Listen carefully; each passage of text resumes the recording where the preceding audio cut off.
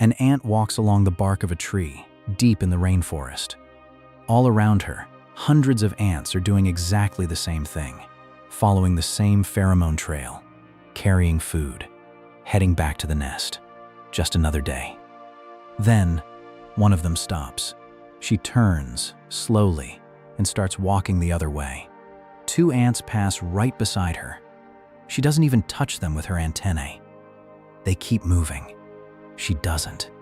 She starts climbing the trunk away from the nest. Nothing about her looks wrong. Her body is intact. Her legs move with total ease, and her antennae keep scanning the path like any other day. Everything about her still seems to be working. Except one thing, her will. For almost a century, no one understood what they were looking at. Ants hanging from leaves, locked onto the leaf vein with a grip strong enough that their jaws can never open again. Completely still. No one knew why. When scientists finally found the answer, they discovered that the ant had never made that decision. Something else had been steering every move she made. It had been doing exactly this for almost 50 million years. And the strangest part, it never needed to enter her brain. Get closer. Its scientific name is Camponotus. We simply call it the carpenter ant. It doesn't build its nest in the ground, like most ants, you know. It carves it into wood, tunnels chiseled with its jaws, inside living or fallen trees in the rainforest. Chambers connected to one another, ventilated, taking generations to complete. Every worker has a fixed job, inherited, carried out without deviation for her entire life. Some tend the larvae. Some guard the nest entrance.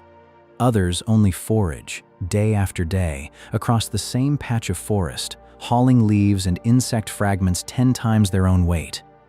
The foragers follow a chemical trail laid down by their sisters, a path invisible to us, but perfectly clear to them. They leave, they carry, they return. Tomorrow, they'll do it all over again. And the day after that, for their entire lives, uninterrupted. And then the other character in this story shows up, Ophiocordyceps unilateralis. This is no ordinary fungus. Picture a spore so small that dozens of them could land on the head of a pin without touching. One of them lands on the exoskeleton of an ant walking her usual route, somewhere between the nest and that day's food. She keeps walking. Nothing changes.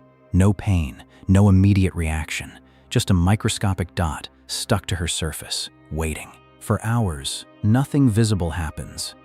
The ant finishes her shift, returns to the nest, rests beside her sisters like any other night. Then, a filament appears, so thin it's hard to tell where the exoskeleton ends and the fungus begins. That structure combines mechanical pressure with enzymes to force its way from outside in, yielding the resistance bit by bit until it punches a microscopic passage through. Sometimes it takes days. Once inside, it reaches the hemolymph, an insect's equivalent of blood, and spreads through her entire body, cell by cell. For the first few days, the routine stays intact. She keeps working, keeps carrying food, keeps returning to the nest. Her sisters notice nothing different, neither does she.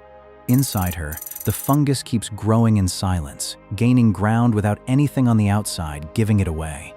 Until a moment arrives when something changes. She leaves her trail. The chemical path is still there. She simply stops following it. She starts moving toward a destination no healthy ant would ever choose.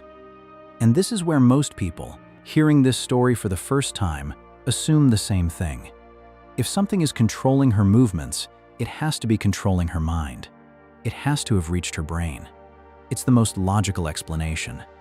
But the scientists who have spent years dissecting this process found something that doesn't fit that logic at all. For years, the leading explanation was exactly what anyone would assume.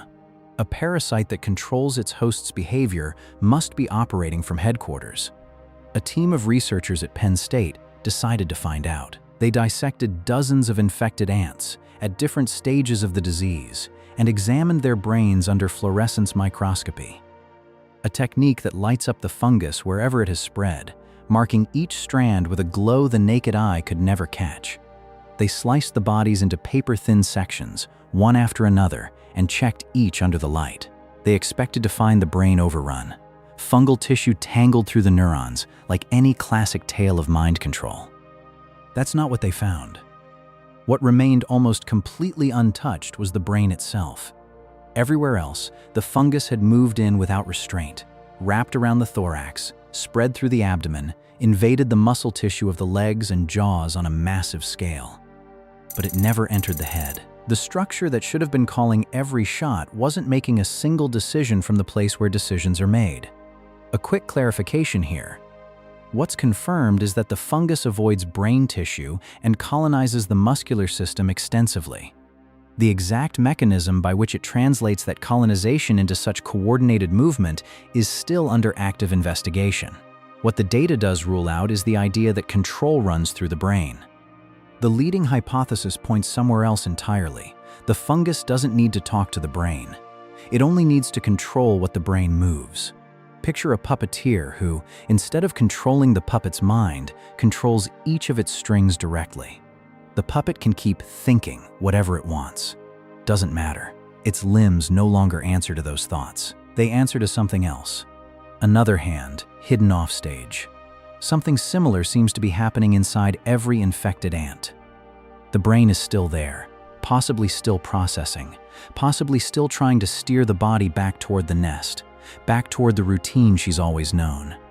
But she's no longer the one deciding what that body does next. The orders simply never arrive, or they do, and get overwritten before they're carried out. Somewhere between the brain and the muscle, the fungus has already claimed. Control isn't mental. It's peripheral. That changes the question we should be asking entirely. It isn't, how does a fungus convince a mind? It's something far more unsettling. How does an organism with no neurons, nothing resembling a brain, synchronize the movement of an entire body with that kind of precision? If it isn't talking to the brain, what exactly is it talking to? To understand what's happening inside an infected ant, you have to get far closer than the human eye can see unaided. Look at the jaw, clamped shut around the stem of a plant. Now get closer. Beneath that grip are muscle fibers, lined up like tiny ropes, each one capable of contracting on the right signal. Now look at what's threaded between those fibers. Thin, almost transparent strands, branching again and again like miniature roots. They don't tear through the muscle all at once. They coil around it slowly, cross over each other, weave together into a mesh that wraps each fiber, cell by cell. Some sections seem to embrace the tissue. Others simply cover it, waiting their turn. It's as if every wire that moves your hand were slowly wrapped, strand by strand, by a second network of wires built from the outside. Without you noticing, without it hurting. Until that network starts deciding when the first one fires.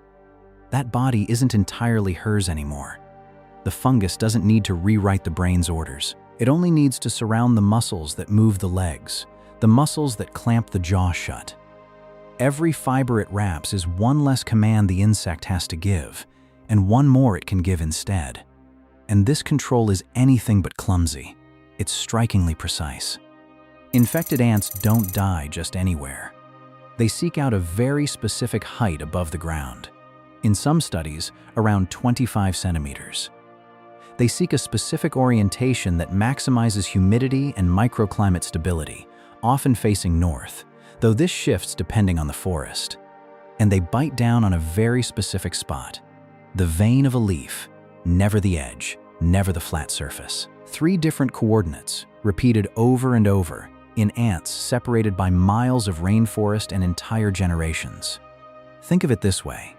It's as if someone, with no map and no understanding of weather patterns, kept finding the one exact spot in the forest with the perfect temperature and humidity for what they needed. Every single time. This isn't the erratic behavior of a body that's lost its mind. It's the behavior of a body steered toward a destination with a biological purpose. For that kind of precision to be possible, the adjustment has to happen in real time, step by step, as if the fungus were reading the terrain through the body it borrowed. Researchers believe the fungus achieves this through chemical signals acting directly on the muscle tissue, forcing specific contractions without ever passing through the ant's central nervous system. It's the hypothesis with the strongest experimental support, though the exact details of those signals are still being studied. It's still, underneath it all, the same image of the puppeteer. There's no need to control the puppet's mind if you can move its strings directly. An insect's brain can resist, fire contradictory signals, try to correct course. A mussel, on the other hand, decides nothing. It only contracts when it receives the right signal. The fungus never convinced this ant of anything. It simply stopped needing her opinion. At this point, the story seems to head toward its most predictable ending. The fungus controls the body. The body dies. The end. But that's exactly where the assumption breaks down. The ant's death was never the goal. It's just a side effect, almost irrelevant, of something far more calculated. Look at the scene again. The ant locked onto the stem. Jaws clamped with a force no muscle should be able to hold on its own. That grip isn't a spasm. It isn't a final convulsion before death. It's the last stage of a sequence built, step by step, over days, with a precision no biological accident would ever produce by chance. Inside the jaw muscles, the fungus starts destroying something very specific, the internal connections that let a muscle fiber contract and then release. The sarcomeres, the tiny units that make movement possible, break down from within, one by one. The result is brutally simple. The muscle stays contracted, forever. Not because the ant chooses not to let go, not because she has any will to hold on, but because, mechanically, there's no longer any way to open that jaw again. It's a lock with no key, a door welded shut from inside. There's no undoing it. Not for the ant, who no longer has any command over that muscle, and not for anything that might try to free her afterward. And here's the question that changes everything you thought you knew about this story. Why so much precision just to hold a corpse in place? The answer has nothing to do with death. It has to do with geography. To complete its life cycle, the fungus needs extremely specific conditions. Humidity that doesn't swing too much during the day. A stable temperature, never too high, never too low. A precise band of height where those conditions hold steady for weeks, long enough for the next stage of the cycle to finish without interruption. If the ant died at random, in the canopy, exposed to direct sun on a branch too dry, the fungus simply wouldn't complete its development. Weeks of control would amount to nothing. Not a single new spore would ever be released. That's why the real goal of all this manipulation was never to kill. It was to position, to place a body, still alive until the very last instant, at the exact coordinates where the next stage of a much longer cycle can succeed. Death is only the moment when that positioning becomes permanent. Everything else happens afterward. In areas where Ophiocordyceps unilateralis is present, researchers have documented ant graveyards, very specific patches of forest where, year after year, dozens of bodies turn up at the same height, facing the same direction, on the same plant species. Some of these spots have been in use, generation after generation of fungus, for longer than any ant colony could possibly remember. These spots aren't random. They're the accumulated result of generations of ants steered, one by one, toward the exact same destination. Every forager the fungus recruits stops searching for food, stops feeding the larvae, stops supporting the nest's internal economy. In heavily affected colonies, the sustained loss of workers can limit the growth of the entire population. Even how many new nests a colony can found in a season. The fungus doesn't just control a body. It's indirectly regulating how many carpenter ants a patch of rainforest can sustain. There's a question we still haven't fully answered. How long has this been happening? The answer is hidden in an unexpected place. A fossil quarry in Germany known as the Messel Pit, dated to 47.8 million years ago. Buried in layers of sedimentary rock, researchers found something they never expected on a fossilized leaf. A bite mark. Not just any bite mark. A scar on a leaf vein, identical in shape and position to the ones infected ants leave behind today. The same relative height. The same angle. At first, scientists could dismiss it as ordinary feeding damage, the kind any insect leaves while eating. It wasn't. It was the signature of manipulated behavior, frozen in stone for almost 50 million years, long before the human species existed. This fungus was already steering bodies that weren't its own toward the exact same destination. Generation after generation, for a stretch of time almost impossible to grasp, it has repeated the same exact process. Infiltrate a body, surround its muscles, guide it toward a specific height, a specific orientation, a specific bite point, and do it all without ever touching the one organ that, in theory, should be the only thing capable of making decisions. The colonies, all that time, never stood still.